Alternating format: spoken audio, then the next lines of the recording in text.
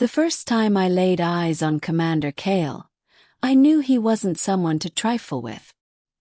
His kind, the Dravari, stood taller than any human, with ridged armor-like skin that shimmered like obsidian in the ship's low lights. He was built for battle, every movement sharp and precise, every glance weighted with authority. And yet, in the silence of the galley, after a mission that had nearly killed us both, I couldn't help myself. "You'd make a terrible wife," I said, smirking over the rim of my ration cup. The words slipped out half as a joke, half as a jab at the way he constantly barked orders, even off duty. Kale's golden eyes narrowed. In 2 strides he crossed the room. His hand slammed against the wall beside my head with the sound of steel meeting steel. His shadow swallowed me whole, his chest nearly brushing mine. "You think this is amusing, human?" His voice was a low growl, vibrating through the metal wall behind me. For a moment I forgot how to breathe. My heart thundered, not just from fear but from something far more dangerous: excitement. Fragile alliance. Humans weren't supposed to be here. We were allies of necessity, nothing more. The Dravari Empire had found Earth in ruins after the wars, and in exchange for resources and service, they offered us survival among the stars. That was how I, Lieutenant Eric Vance, ended up stationed on a Dravari warship. Kale had hated me from the start, or maybe he hated the weakness he saw in humans. I was smaller, less disciplined by his standards, too quick with a smile or a remark. And yet, somehow, I had survived every mission under his command. That night in the galley, his eyes burned as if weighing whether to crush me or laugh at me. He chose neither. Instead, his claws curled into the wall, leaving a long groove etched into the metal. "You speak as though you understand what a Dravari mate requires," he said. I swallowed. "I know enough. Constant orders. Zero humor. No patience for mistakes. Doesn't exactly scream happily ever after." For a flicker of a moment, his lips curled, not quite a smile, more a baring of teeth. Then he leaned closer, voice dropping to a whisper. "Perhaps one day, human, you will learn that a Dravari wife is not chosen for comfort. She is chosen for strength, fire and steel." The conversation haunted me for days. Every time we sparred in the training bay, every time he corrected my stance with a shove, every time he glared across the command deck, the memory of that wall pinning came back. But I didn't have time to dwell on it. Our next mission threw us into the heart of enemy territory. The Vornax, raiders with ships like jagged blades, ambushed us near the Veil Nebula. The battle was chaos.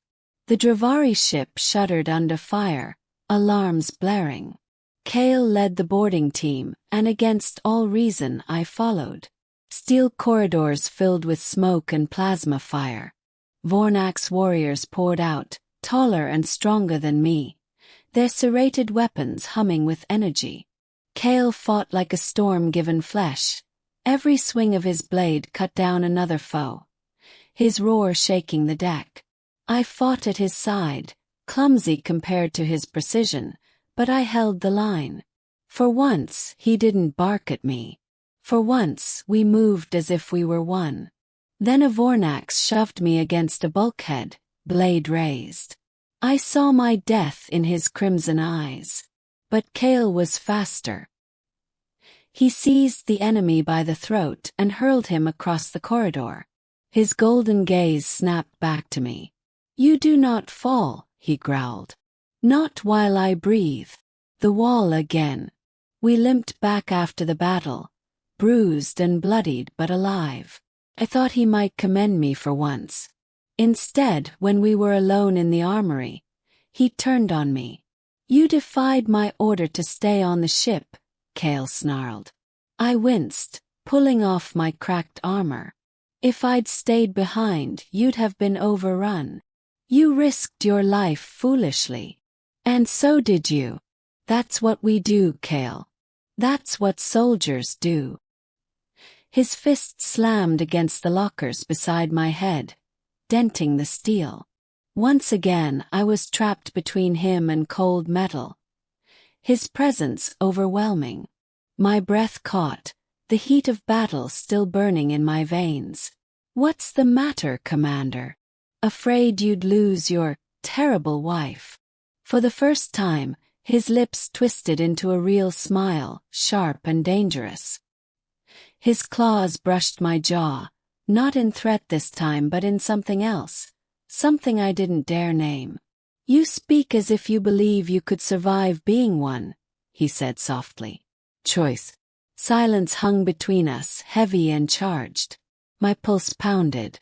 I could have laughed it off, could have stepped away. But I didn't. Instead I met his gaze and said, maybe I could. Maybe I'm stronger than you think. Kale studied me for a long, unblinking moment. Then, slowly, he lowered his hand and stepped back. Perhaps you are, he admitted. When he turned and walked away, I should have felt relief. But all I felt was the ghost of his touch on my skin, and the promise in his words echoing in my chest. Ending. That night I lay awake, staring at the ceiling of my bunk, hearing the ship's engines hum. I knew one thing for certain. This war wasn't the only battle I was fighting anymore. Commander Kale had pinned me to the wall twice now. And I couldn't decide which was more dangerous. His claws at my throat or the fire he had sparked in my heart. That night the ship felt different. The halls still hummed with the steady pulse of engines, but every sound carried an echo of what had passed in the armory. I replayed it over and over. His hand slamming the steel, his voice low and dangerous, the way his touch had lingered just a moment too long. For weeks, I had convinced myself Kale only saw me as a burden, a fragile human soldier stumbling through Dravari wars. But in his eyes tonight I had glimpsed something else.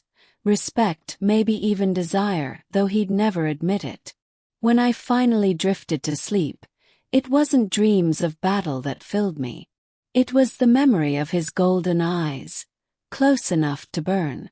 Morning came, and I found him already waiting in the training bay. He said nothing, just handed me a blade heavier than anything I had wielded before. Prove your strength, Kale said simply. And in his voice I heard no command, only challenge and promise. For the first time I wasn't afraid of being pinned to the wall again. I was afraid of how much I wanted it. The real war had only just begun.